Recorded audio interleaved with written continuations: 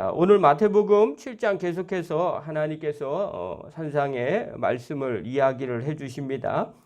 우리가 다 아는 것처럼 복음서를 볼 때 어떻게 봐야 된다고 이야기를 했어요. 특별히 오늘은 7장 1절부터 5절에 보면 비판에 대한 가르침에 대한 이야기가 나옵니다. 6절에는 분별에 대한 가르침이고요. 또 7절부터 11절은 응답받는 기도에 대한 가르침이에요. 응답받는 기도를 하려면 어떻게 해야 되느냐. 그리고 12절에 대접받고자 하는 대로 대접함에 대한 교훈을 이야기해요. 그래서 대접받고자 하는 대로 너도 대접을 해라. 그래야만 대접을 받을 수 있다는 거예요. 자, 그렇다면 좀 구체적으로 볼게요. 하나님 나라 백성이라면 이렇게 하라는 거예요. 1절 한번 보겠습니다. 시작. 비판을 받지 아니하려거든 비판하지 말라. 자, 1절은 명제고요. 나머지 2절부터 5절까지는 어떤 내용이냐면 이외에 비판하지 말아야 될 이유에 대해서 설명을 해주고 있는 거예요. 자, 그런데 이 비판을 받지 않으려거든 비판하지 말라. 이 얘기는 다른 사람을 비난하고 비판하는 것 하지 말라. 뭐 이런 얘기예요.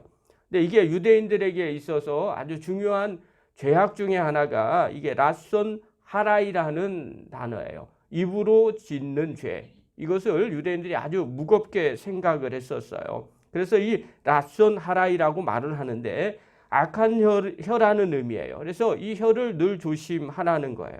그러니까 이 본문의 내용은 어떤 의미냐면 다른 사람에 대한 비난과 험담을 금하라는 의미입니다. 근데 여기에는 뭐까지 포함되냐면요. 실제로 그 사람의 약점이나 또 그 사람이 잘못한 것이 있잖아요. 그런 것조차까지도 함부로 말하지 말라는 거예요. 이게 라손 하라이라는 거예요. 입술로 짓는 죄. 자, 왜 이렇게 이야기를 하냐면요. 탈무드에 의하면 하나님은요, 혀는 매우 무서운 죄를 짓기에 두 개의 벽, 즉 입술과 이로 막아서 사람들에게 잘 안 보이도록 숨겨두었다고 기록을 해놨어요. 그러니까 탈무드에 그렇게 기록을 해놨어요. 혀는 그런 거다. 그래서 일반적으로 말이란 칼보다 더 강해서 한번 내뱉으면 다른 사람의 뼈를 부러뜨릴 수 있기 때문에 입술로 짓는 죄를 라손 하라이라고 이야기를 하는 거예요. 그래서 유대인들은 이걸 아주 중요한 죄다. 아주 중한 죄 이렇게 생각을 했어요. 그러니까 그렇게 비판을 받지 않으려면 너도 그 말 함부로 하지 말아라. 이게 얼마나 무서운 건지 아느냐. 말하기 전에 내 눈에 있는 것부터 보라. 이렇게 이야기를 하는 거죠. 그래서 우리가 인생을 살아가나 신앙생활을 할 때 꼭 나는 안 그렇다라고 얘기하는 사람이 상대방의 이야기를 함부로 해요. 그런데 나도 그와 같은 범주다라고 얘기하면 말을 거의 못합니다. 그 말에 대해서.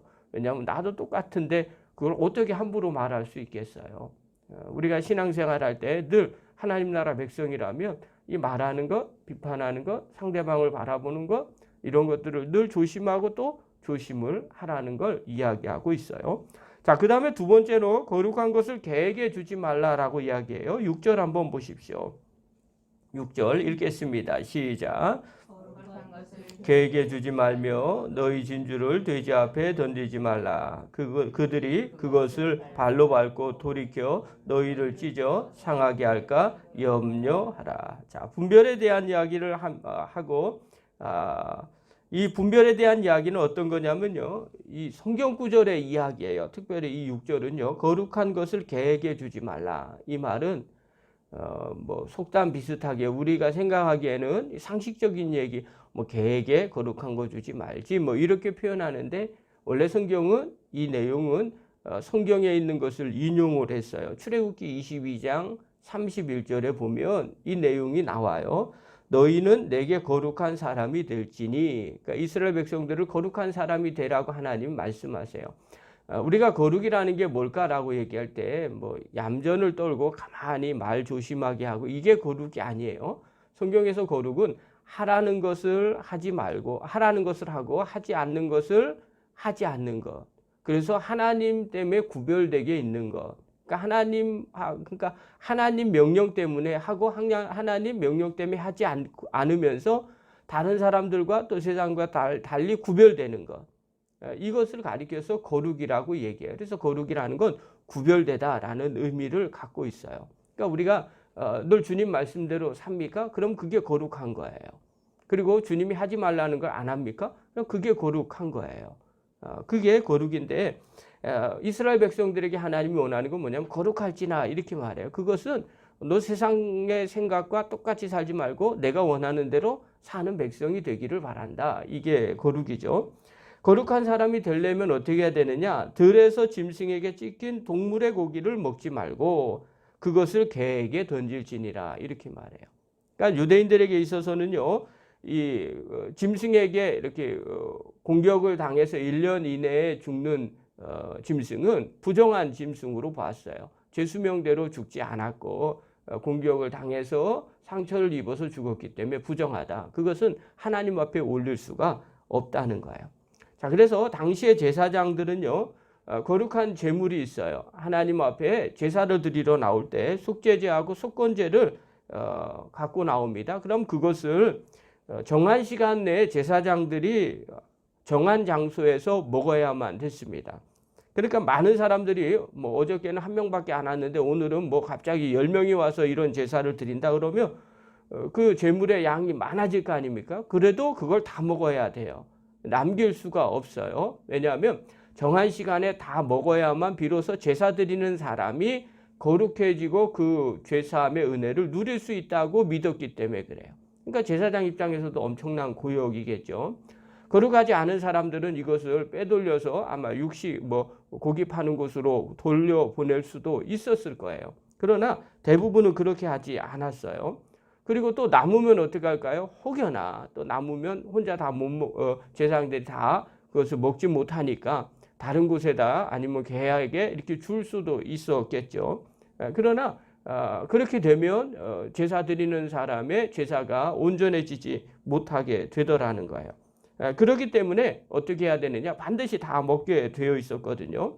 근데 출애굽기에서처럼 개들에게 주는 경우가 있어요. 이 제사의 번제물을 갖고 왔는데 원래는 흠없는 걸 갖고 와야 되는데 1년 전에 아니면 1년 미만에 공격을 당해서 이제 부정한 제물을 갖고 올 경우 먹지를 못합니다. 그것은 개에게 던져주게 되더라는 거예요. 자, 그래서 이 본문을 딱 보는 순간 유대인들은 이해를 하고 있는 거죠.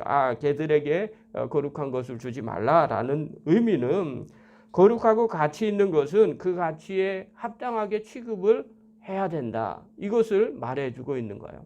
그래서 하나님 나라 백성이라면 오늘 예수님이 하시는 말씀이죠. 거룩한 것은 거룩한 것대로 지켜야 된다.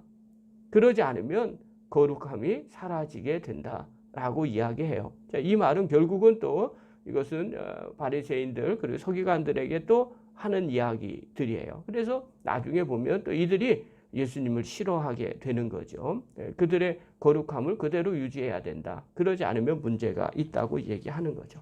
자, 그러면서 그 다음 얘기예요. 기도에 대한 이야기를 합니다. 7절부터 응답받는 기도에 대한 이야기가 나오는데 특별히 7장 7절 한번 보십시오.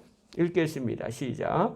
구하라 그리하면 너희에게 주실 것이요 찾으라 그리하면 찾아낼 것이요 문을 두드리라 그리하면 너희에게 열릴 것이니. 이 기도에 대한 내용이 우리가 다 알죠.